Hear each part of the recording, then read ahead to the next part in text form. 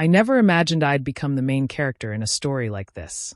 The kind of story where love turns into betrayal and heartbreak gives way to redemption. But life has a way of throwing you into chapters you never saw coming. I'm 29, raised in a quiet coastal suburb just outside of Westbrook City. My childhood was simple, grounded. My dad ran a small plumbing business, and my mom worked part-time at the local elementary school. We weren't wealthy, but we never went without. What mattered most in our home were things like honesty, hard work, and loyalty, values that shaped me deeply.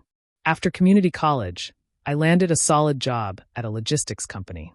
It wasn't glamorous, but it paid the bills while I figured out what came next. My routine was predictable, maybe a little too predictable. Then one night, everything changed. My roommate, Jake, convinced me to join him for trivia night at a local brewery. I wasn't thrilled, but I went along. That's when I saw her. She stood out instantly, confident, quick-witted, laughing easily with her team as they dominated the game. After my team lost embarrassingly, she came over with a teasing smile, playfully rubbing in our defeat. We exchanged numbers that night, and just like that, my days had something new, something exciting.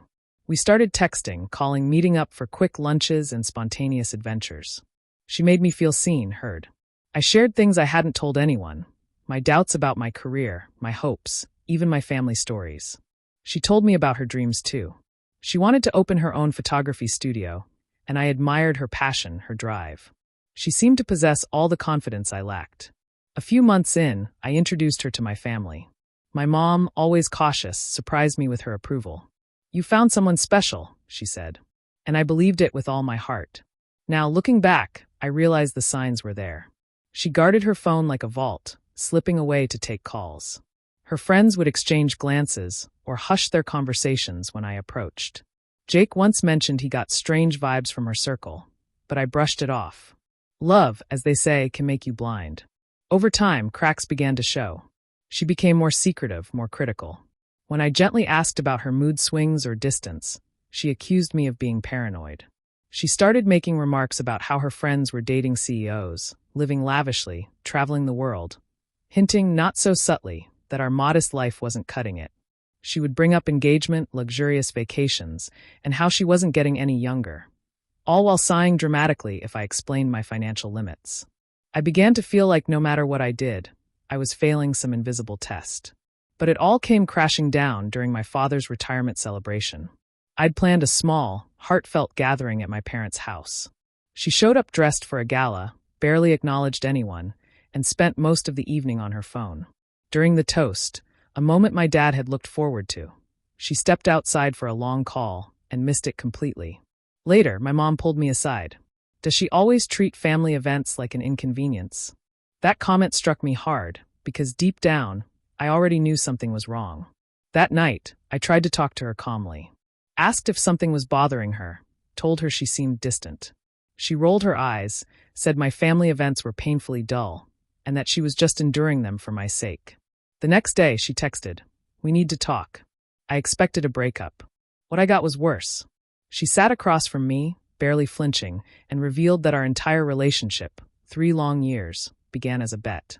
Her friends had dared her to make a regular guy fall head over heels in love within 3 months. I was the perfect candidate, she said. You looked earnest, simple. Easy. What was supposed to be a short-lived game extended because I was, in her words, surprisingly devoted. She'd stuck around hoping I'd eventually become more successful, rich enough to justify the charade. But when that didn't happen, her patience wore thin.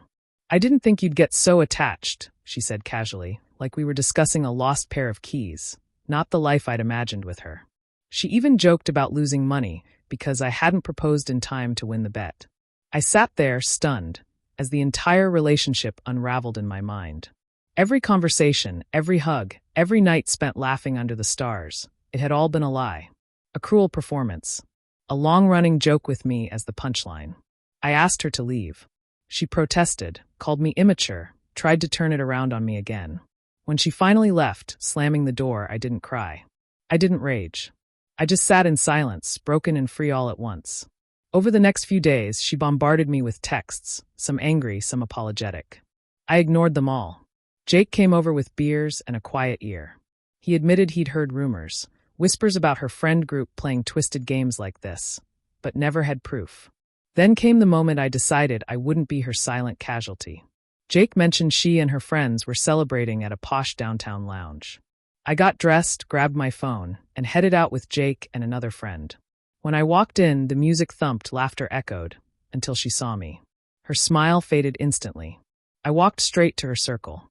Loudly, clearly, I said, "Would you like to tell everyone how our relationship was a bet, or should I?"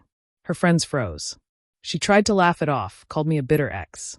That's when I played the audio recording, a conversation I'd saved, legal in our state, where she admitted everything. The room went dead silent. Her mask cracked. Some of her friends backed away, clearly disturbed. She lunged at me, shouting, demanding I stop the recording. Security stepped in. I calmly left, but not before turning to her and saying, "Remember this feeling. The next time you decide to gamble with someone's heart, remember this." After that, the fallout was swift. She sent me threatening texts, talked about lawsuits and slander. I contacted a lawyer friend of my dad's and responded once, firmly. I had everything documented, and if the harassment continued, I'd take legal action. Then I blocked her for good. Word spread. Her social standing took a hit. Even her closest friends started pulling away. No one wanted to be next. The past few months have been about rebuilding. I reconnected with old friends. I've started exploring new career paths, trying things I'd put off.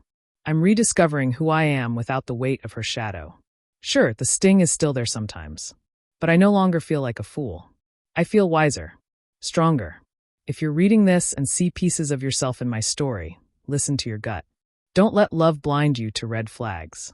You don't owe anyone your silence when they've wronged you. Exposing the truth isn't revenge. It's justice. I may have lost 3 years, but I gained something far more important, my dignity and the strength to never be played again.